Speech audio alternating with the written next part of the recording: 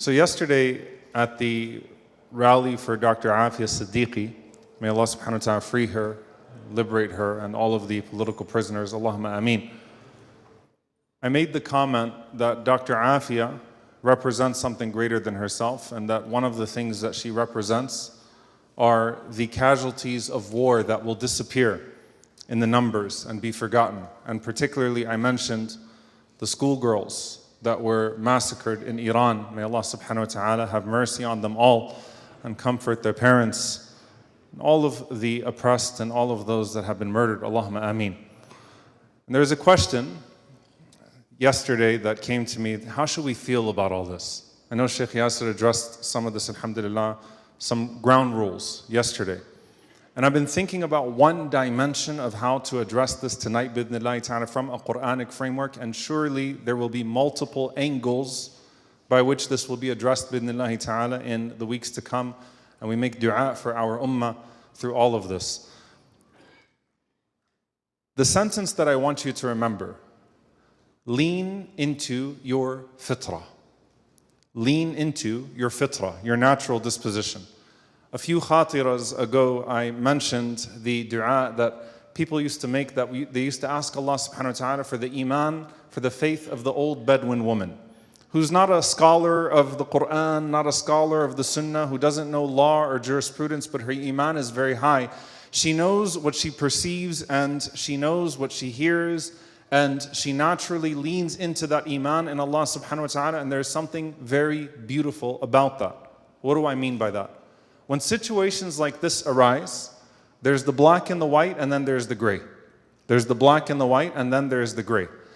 And I would argue that most normal Muslims just need to know the black and the white, and that without knowing anything about political analysis or being able to dissect a situation, can lean into their fitrah and can do what Allah subhanahu wa ta'ala demands of them in this moment, and can call upon Allah subhanahu wa ta'ala and act in the way that Allah subhanahu wa ta'ala commands of them best in this month of Ramadan.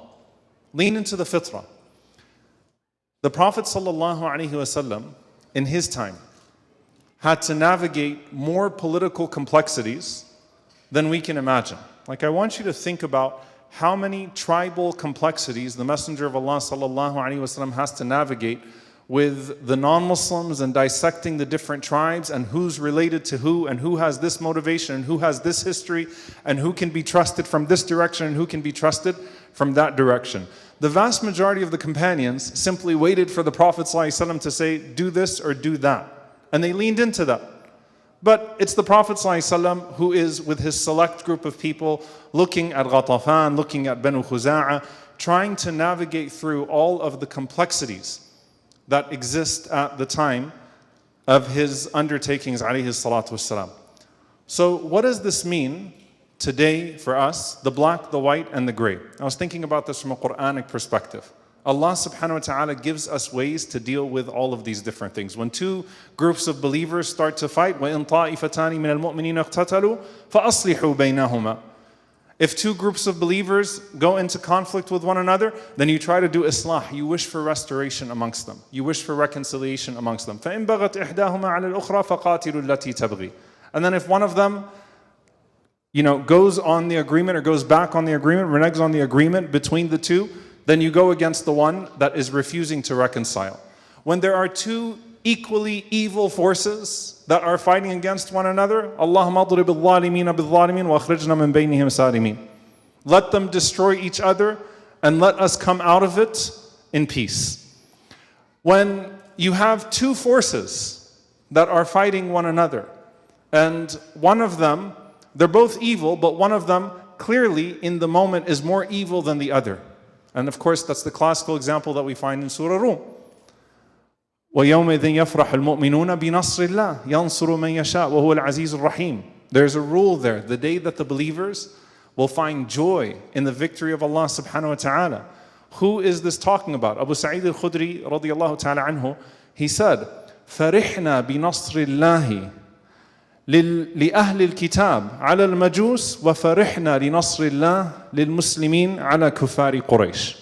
We found joy in the help of Allah subhanahu wa ta'ala coming to the people of the book, the Romans, over the Majus, over the Persian Empire at the time. And then we found joy, we found farah, we found joy of the victory of Allah subhanahu wa ta'ala to the Muslims over the disbelievers of Quraysh, over the non-Muslims of Quraysh. When the Muslims were in Abyssinia, and you have another political reality that's also complicated. You have Najashi, radiyallahu ta'ala anhu, who is concealing his Islam. And so he's not ruling by an Islamic framework, but he's giving protection to the Muslims and he's concealing his Islam, and the Muslims know about his Islam, but his people do not. And there is a coup attempt on Najashi. And Salama radiallahu ta'ala anha narrates the way that the Muslims are on the side of that whole thing and they're watching it and they're praying to Allah subhanahu wa ta'ala for victory for Najashi. To the point that Az-Zubayr radiallahu ta'ala anhu swims to see who is winning between the two, and then he comes back to give the Muslims the news of the victory of Najashi. And Salama radiallahu ta'ala anha says, there was nothing that made us more happy than that. There was a natural feeling, there was a natural sentiment. This man is protecting us. This is a good man. This is a Muslim. He's giving us our protection here.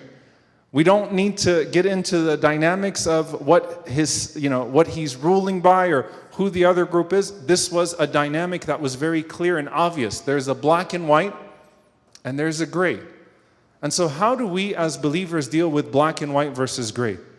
When you see innocent people being killed, when you see your innocent brothers and sisters being killed, there is no gray. You lean into that. You make dua for your brothers and sisters. When you see what is as clear as night and day of an evil, expansionist, colonial enemy of Israel that is trying to expand and trying to disrupt the Muslim world, and that's making its intentions very, very, very clear, I never want to be on the side of that regime. Ever. For anything. Nothing good comes out of that. Nothing good comes out of that. It is always evil, it has evil intentions, and more Americans are waking up to the domination and the slavery of the political class to that colonial endeavor and what it is doing and the havoc that it's wreaking in the region. Black and white.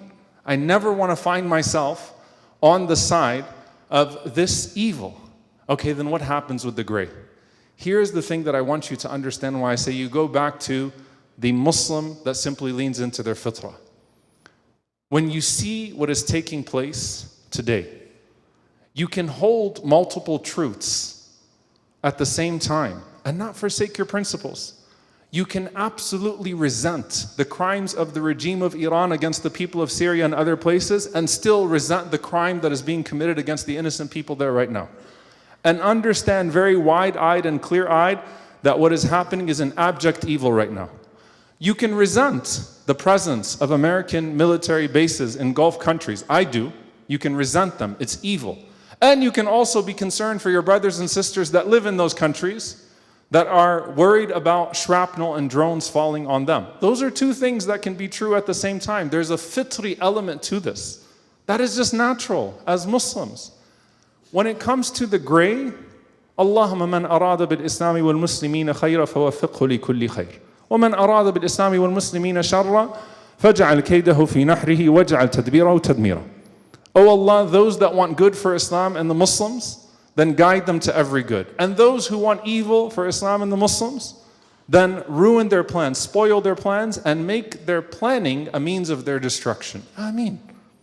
You lean into your fitrah, dear brothers and sisters. And so I say take the step back in Ramadan, and again, this is a very short khatira, to give just a bit of a framework of how Allah subhanahu wa ta'ala gives this to us.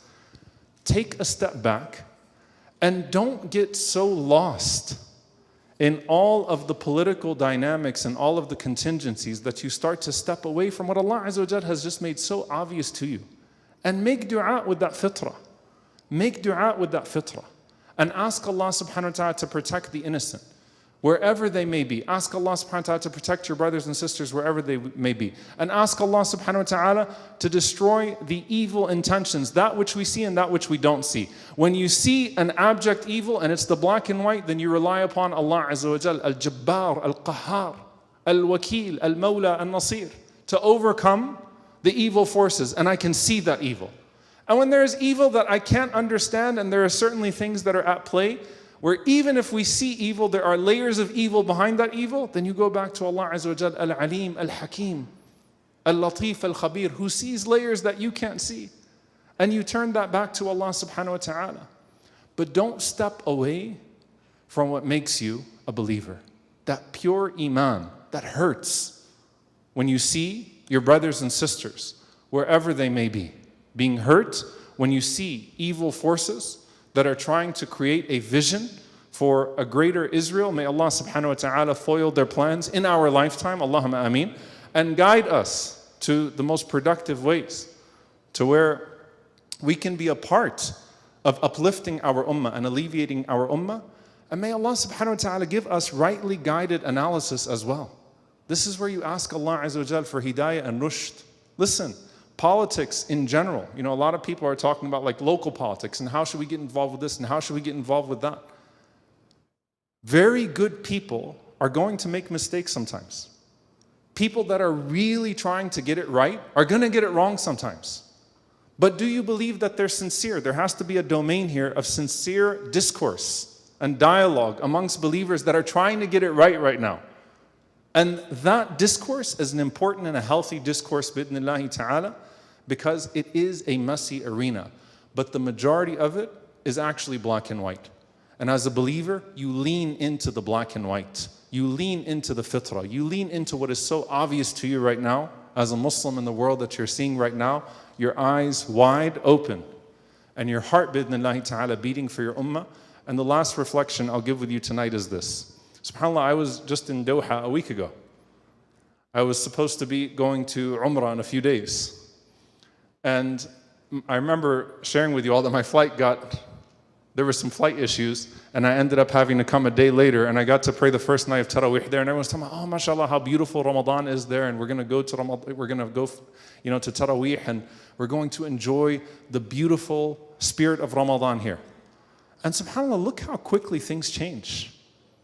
In the safest places in the world, and I say this today, as I would have said last year, that a world that watched what happened to Gaza and did not do anything about it is a world that has to all be placed on high alert and urgency. All of us, our situation can change overnight. Our situation can change overnight.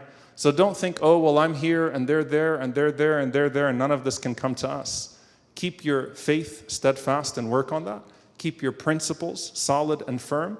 Keep your heart with your ummah bi'idhnillahi ta'ala, and lean into that fitrah in Ramadan, where we're supposed to be feeling that sentiment of one body. May Allah subhanahu wa ta'ala uplift our ummah all over the world, and may Allah subhanahu wa ta'ala destroy those that wish evil for it and those that inflict harm upon it. And may Allah subhanahu wa ta'ala allow us to see the gloating of our enemies turn into humiliation. Allahumma ameen. Jazakumullahu khairan wa assalamu alaikum wa rahmatullahi wa barakatuh.